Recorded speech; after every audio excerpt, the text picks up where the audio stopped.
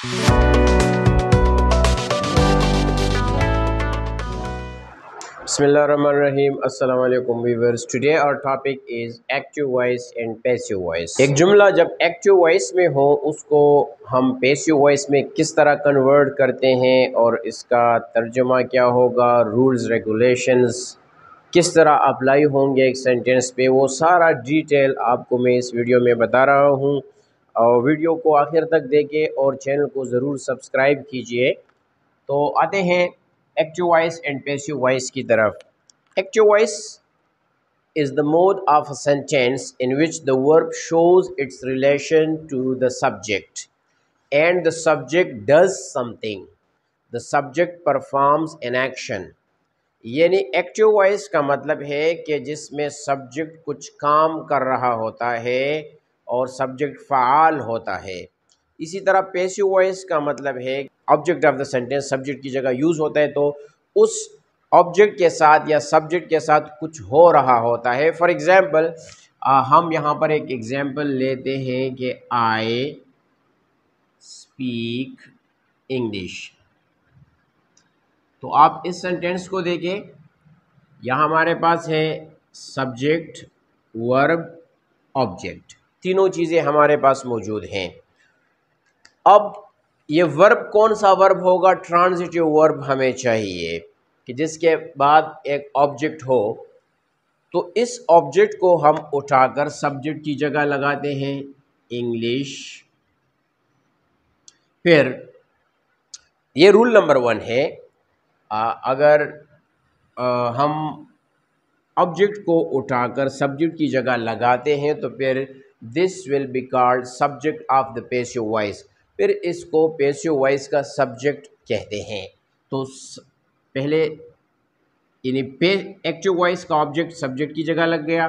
फिर B verb का use हम करते हैं इस टेंस में, तो बी वर्ब की फॉर्म एज, एम या आर लगाते हैं प्रेजेंट इंडेफिनिट टेंस में। चूँकि ये सेंटेंस प्रेजेंट इंडेफिनिट टेंस का है तो एज एम आर लगाते हैं इंग्लिश इज़, और फिर इस वर्ब की थर्ड फॉर्म लगाते हैं स्पोकन, इंग्लिश इज़ स्पोकन। और फिर रूल नंबर 4 है कि हम बाय लगाते हैं इस सब्जेक्ट के ऑब्जेक्टिव फॉर्म लगाने से पहले। जो एक्टिव सेंटेंस में हमारे पास जो भी सब्जेक्ट होगा उस सब्जेक्ट की ऑब्जेक्टिव फॉर्म लगाई जाती है at the end of the sentence, at the end of the passive sentence. तो आप अब एक्टिव सेंटेंस को देखिए, आई स्पीक इंग्लिश यानी मैं अंग्रेज़ी बोलता हूँ, and English is spoken by me, अंग्रेज़ी बोली जाती है।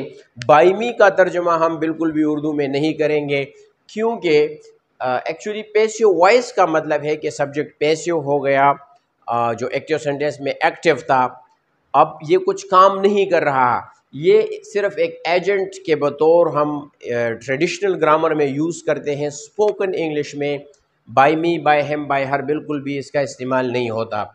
तो रिमेंबर कि रूल है प्रेजेंट इंडेफिनिट टेंस का अलग, पास्ट इंडेफिनिट का अलग, यानी हर टेंस के लिए अलग अलग रूल्स हैं। तो वो सब मैं आप बहुत इंतहाई डिटेल के साथ इस वीडियो में आपको समझा रहा हूँ। इसी टेंस का एक और सेंटेंस लेते हैं।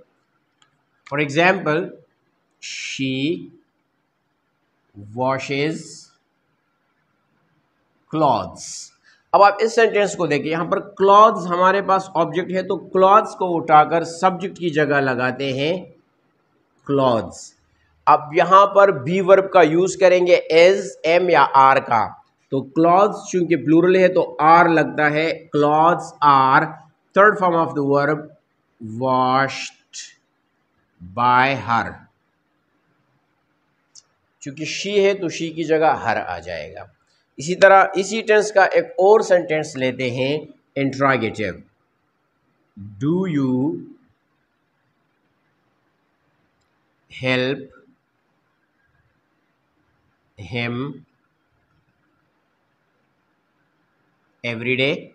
क्या तुम रोज़ाना उसकी मदद करते हो? तो वीवर ज़रूरी है कि आपको सेंटेंस के सब्जेक्ट का पता हो और वर्ब का पता हो और ऑब्जेक्ट का पता हो। तो आप यहाँ देखिए, इस सेंटेंस में हमारे पास सब्जेक्ट है यू, वर्ब है हेल्प और ऑब्जेक्ट है हिम। एवरीडे एडवर्ब है, उसको अपनी जगह पर रहने दें। पहले हम सेंटेंस को देखते हैं, सेंटेंस इंट्रागेटिव है, तो इंट्रागेटिव सेंटेंस में रूल वही अप्लाई होगा कि पहले हम ऑब्जेक्ट को उठाकर सब्जेक्ट की जगह लगाएंगे, लेकिन चूंकि सेंटेंस इंट्रागेटिव है तो पहले हम हेल्पिंग वर्ब लगाते हैं।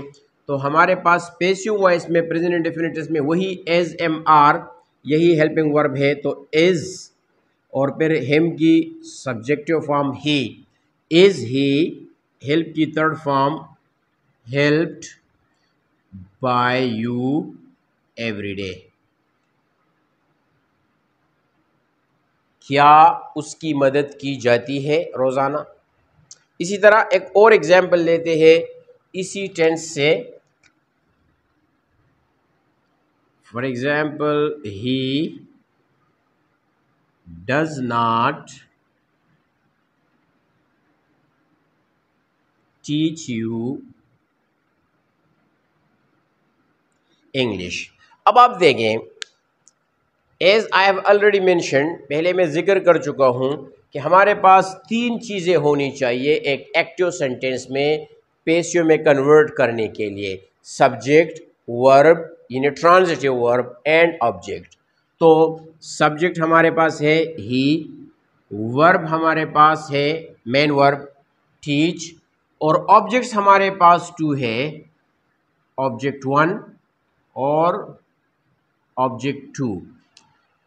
इसको कहते हैं इनडायरेक्ट ऑब्जेक्ट, यानी जब दो ऑब्जेक्ट्स हो किसी सेंटेंस में, एक पर्सन हो और एक कोई थिंग या कोई एब्स्ट्रैक्ट आइडिया हो, तो जो पर्सनल ऑब्जेक्ट है उसको कहते हैं इनडायरेक्ट ऑब्जेक्ट, और जो थिंग है या कोई एब्स्ट्रैक्ट नेम है तो उसको कहते हैं डायरेक्ट ऑब्जेक्ट।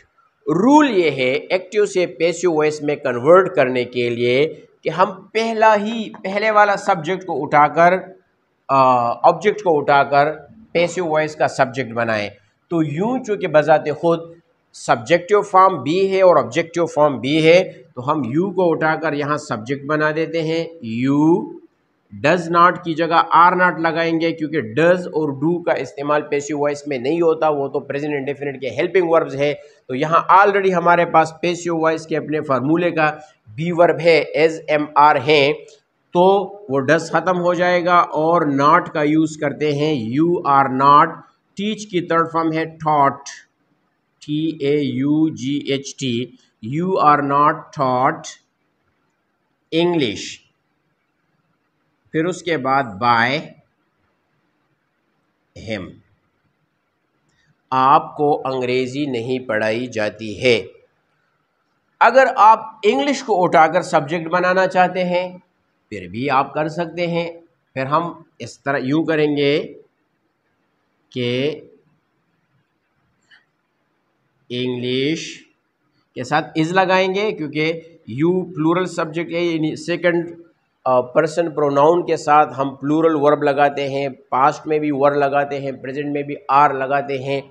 तो इंग्लिश इज़ लगाएंगे क्योंकि English is singular. So English is not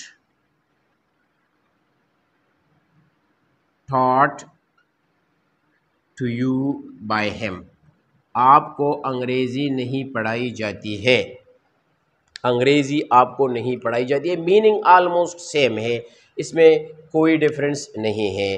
तो that is present indefinite tense के एक्टिव वॉइस पैसिव वॉइस।